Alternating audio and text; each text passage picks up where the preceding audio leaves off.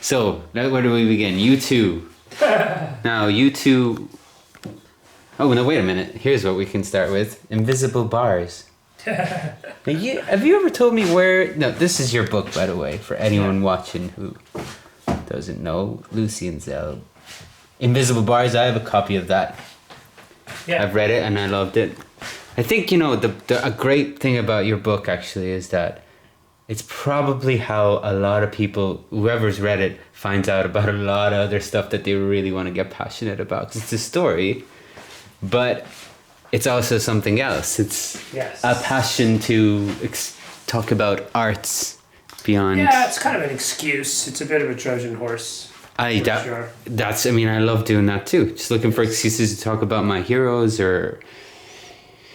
Anyway, but have you ever told me when you got the idea to write that book and the story, the inspiration for the story? I'm not sure I ever told it to you, but basically a year before I started writing my first novel, Invisible Bars, I was asked by my French friend, why don't you write a novel? I said to her, well, I'm a poet, I'm a sprinter, I can't run a marathon. It felt to me like such a different event of consciousness to write a novel, that kind of sustained prose. And then I was at a bar in Žižkov called the Big Lebowski in Prague, and this bar had a very weird kind of idea, concept that it was built around. Essentially, it was a bar where there were no prices on drinks. So you paid whatever you wanted. So yeah, somehow that bar functioned. I mean, a lot of people would think, well, bar where there's no prices is not gonna last very long, but actually it did, and people had a sensibility to pay a fair amount.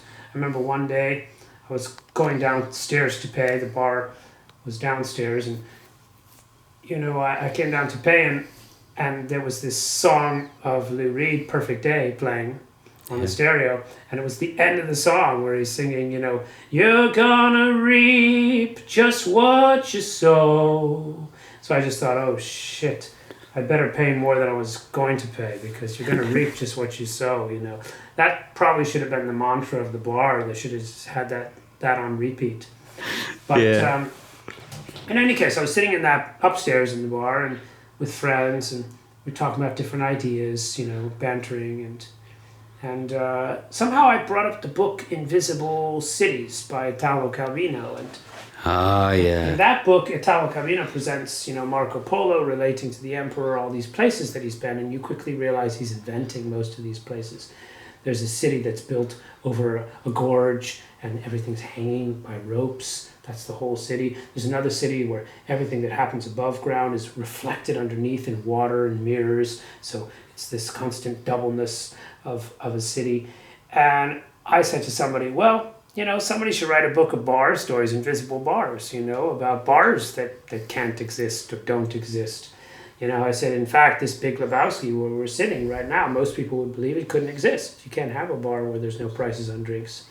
So that night I went home and, I woke up in the night, and it's actually a very creative time for me, the middle of the night. It's a time where I sometimes slip into that state I call 1.5, which is when you're half awake, half asleep, and half a dream. And in that state of 1.5ness, I wrote Amsterdamaged, which is the first bar in the book that I wrote. And after that, I wrote Vians and wrote others, and I just started to get into this mode of writing the bars. And I was writing bar, and then at a certain moment I realized, wow, if I can keep going, which at that point I wasn't sure I could do, I would actually turn it into a novel. And that's eventually what I did.